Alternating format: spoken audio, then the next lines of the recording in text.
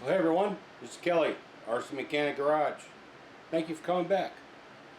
Alright, today we're going to work on the last part of the Traxxas Emaxx, basically a rebuild, right? And today I hope to have the transmission done, the front differential done. Then we're going to go ahead and put the new body on it and give it a run. First thing we need to do, we need to unplug all of these. They might be in there pretty darn tight since they haven't been off like ever. Yeah, they're tight. Well, nobody's gonna say that there's no tight contact there, that's for sure. Okay, so get those unplugged. Then we go ahead and flip it over. I will need to take the skid plate off. The one thing about since I did all these upgrades going to aluminum is that you got to make sure you Loctite everything or it'll just back out on you. Be really careful. It's really easy to strip these out. Believe me, I know, I've done it.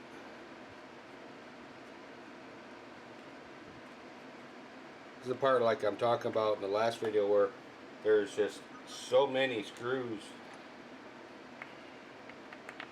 It's not really easy to just get at stuff. Alright, well there you go.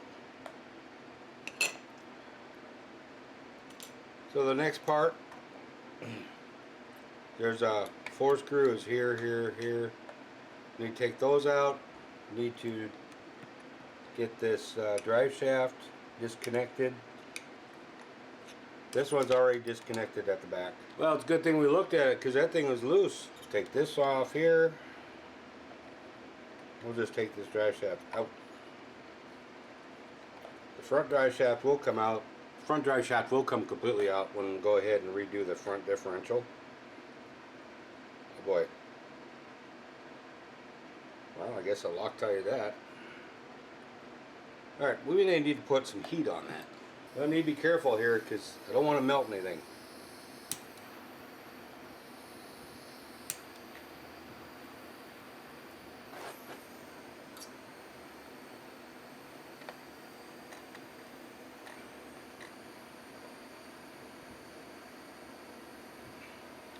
Oh boy, this could be a mess.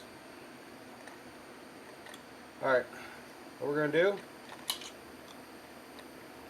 going to leave that on there for now. When I get this transmission out of here, we'll address that. I think what we got here is too much Loctite. Alright, so the transmission is loose now. Just need to wiggle it out of here. Kind of like this maybe? Sure. Why not?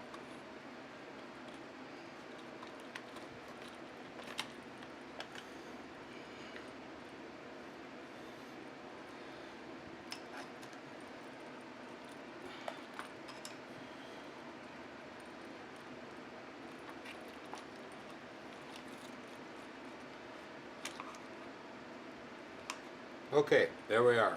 Then we can start inspecting things. Where'd that clicking sound come from? And there we are. Okay, so what we got going on here? Hot racing spur gear. I believe this is the original pinion right here. I think it's turning, I don't know.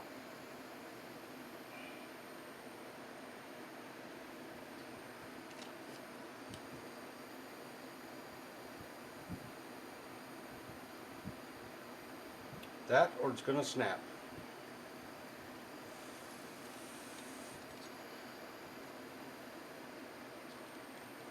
Oof. Does not look happy at all.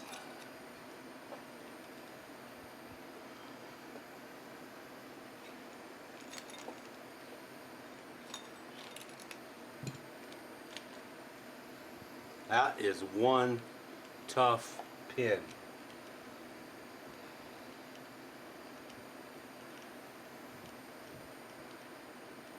Oh my gosh.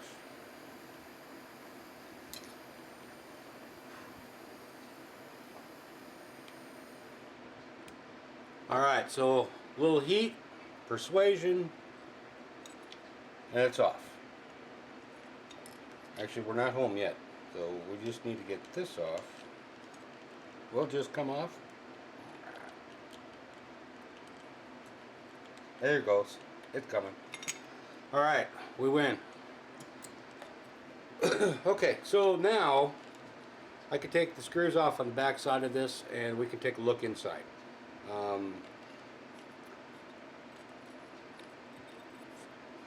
I forget what this is called. Spool? What is that called? Either way, it's a slipper clutch eliminator. That's what it is. So we'll let this, that pin too hot? No, it's fine. Okay, well, good. 'Cause we're gonna put you back in there so I don't lose you. Oh. Alright, let's take these off. See what we can see. Since I've never had this apart before, I'm thinking it's a good idea. Okay, all the screws are out now. At least I think they are. So let's see if this cover will come off. See what happens.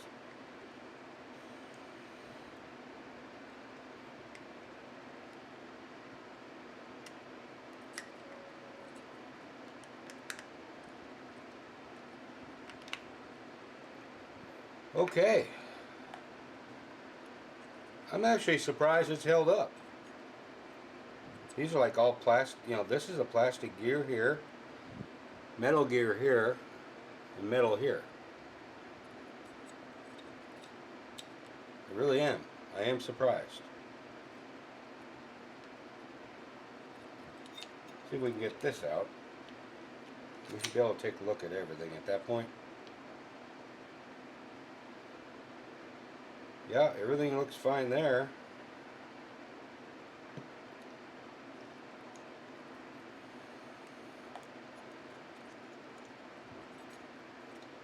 Everything looks fine there, you can see.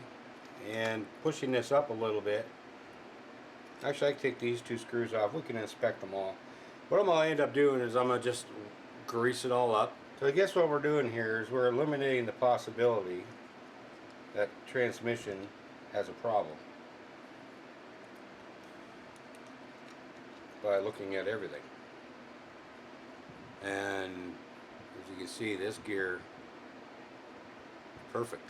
And it's fairly clean in there.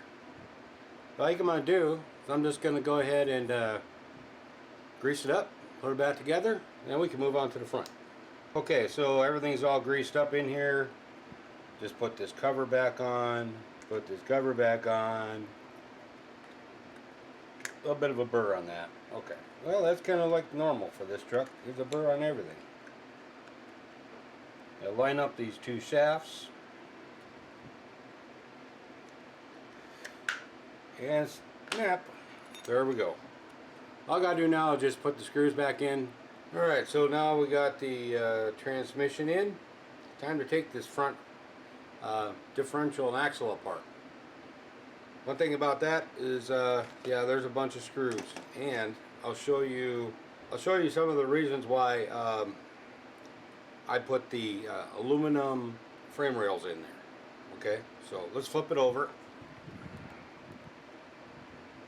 Okay, so if you can see back here, you got the frame right here. You got screws right here on this bulkhead for the rear differential. This is all that really holds it together, except for 4 screws right here. Okay, so if it smashes or whatever, it flexes towards the. Actually, I can make it flex right now. So without that skid plate there, yeah, it'll tear itself apart. And I really have a hard time getting Loctite to really hold, and I don't want to use red because, well, then you'll never get it apart.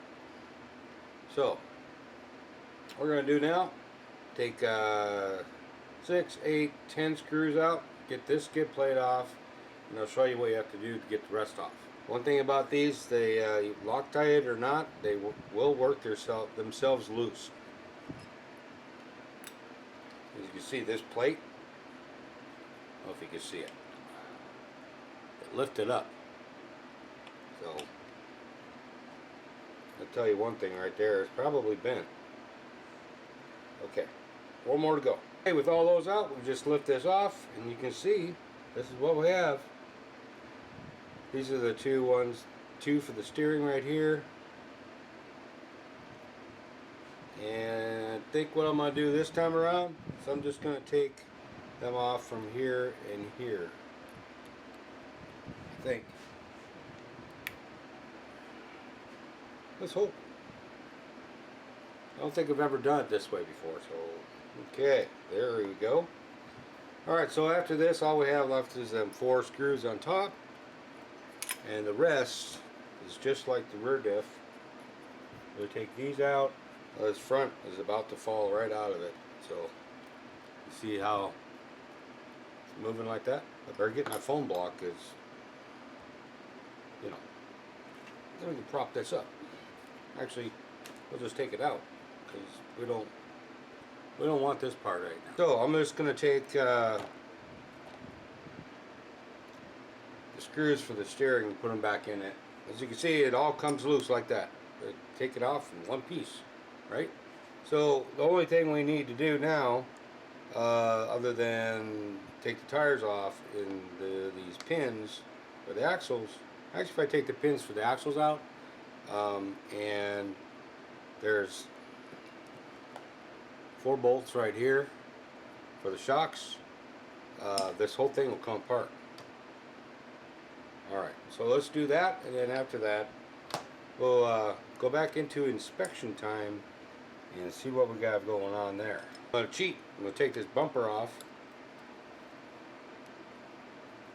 because that's what holds it together right here. I can just leave this together. I actually forgot I have a broken bolt right up here. Think we should look at it? May end up having to drill it out. I don't know. Take these 4 bolts off, and as you can see already, you know, the structural integrity of it is compromised.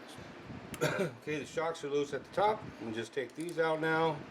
Whoa, and it collapses on itself. Look at that. Alright, so everything is kind of interdependent to keep this thing together.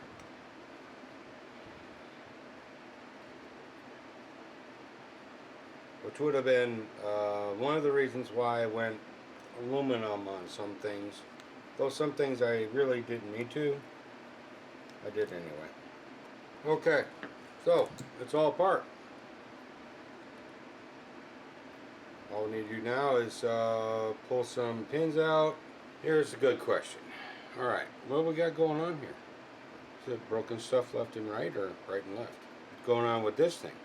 You know, that's still tight. I don't know why it was loose in there. I'm going to just hose this out here with some brake clean and see if we can... Oh, something's busted. Something's busted. Well, I'm going to work on getting this pin out, and we'll take this apart and give it an inspection. Alright, here's the drive shaft. I had to cut it off, and then the piece on the end, I had the pin that was stuck. There was actually a pin in there, but it was broken, and I had to come apart. I had to cut that all up. I tell you, sometimes when it comes to working on this truck, if you don't have something you don't have to cut, you're probably not working on it. So let's take a look at the gears, see if we have any damage there, and then I guess we'll address wherever that slop is. So we'll just take these 4 screws out. Hopefully I was thinking ahead, and I put helical gears in the front too. Hopefully. Maybe I did. I mean, I did break an axle and mangled my back up. Whether it be by running it or having to take it apart, I don't know. So it looks like I did not put helical gears in the front. But then again, it's not locked either. Damage. These are heavier duty than the Traxxas ones, so I don't think I put Traxxas ones in there.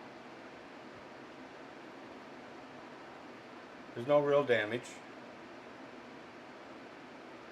Everything feels good in here. Take a look at this pinion. Yep, that looks good as well. Okay, so you know the routine next, right? We go clean this all up and then we put it back together. Change out some axles. Hopefully I don't have to cut anything else. Got most of the front end together, and what I found out, the reason why this front differential was rocking back and forth, well, it is now because I had to loosen screws to get this drive shaft in, is that there's a couple grub screws on the other side of these bulkhead plates, right? And that helps keep the differential from rocking. So I guess I didn't know about that they were there, or I ignored it, or both. Could have been both. Alright, so I went ahead and I put the grub screws in. It's got it locked in nice and tight. Front drive shaft's in.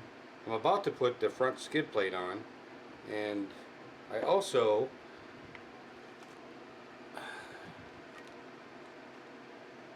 replaced the bolt right here. Now I gotta tell you, these screws, they're hard. You can't drill through them. So once it breaks off, I mean, it breaks off. So it ended up being a little bit off from what it was. But that's fine. I mean, the bumper's a little bit crooked, so, and it was anyway, because it is. But I'm going to go ahead and I'm going to put this front skid plate on, because this is pretty much done. Well, here's a good example at what I was talking about for the front differential up there, is this. See how this is moving? So I'm going to have to take the shock tower off and the top part of the shocks, hopefully just swing it out of the way. And as you can see, it's there, it's where it's supposed to be, but the whole rocking back and forth thing, I mean you can lose torque, you know. Alright, so I'm gonna go ahead and see if I can get away with swinging that shock tower out of the way, and show you what I mean. Okay, so the grub screw is really small right here, and it goes right in this hole, right? And then we go ahead and just tighten that down. I know my hands are in the way. If I move my damn hands, you can see something. And what I'm going to do is just tighten the living crap out of it. I'm not putting Loctite on these. The rest of this truck needs a lot of it, because we have so much, so many screws going into aluminum that if you don't Loctite it, it'll just shake itself apart. So, alright, so now I got those in there. Let's see. Where are we at? Okay, she's solid, okay? Alright, so I'm going to put this shock tower on, I'm going to put the skid plates on, I'm going to put the things on, and we're almost ready to run this.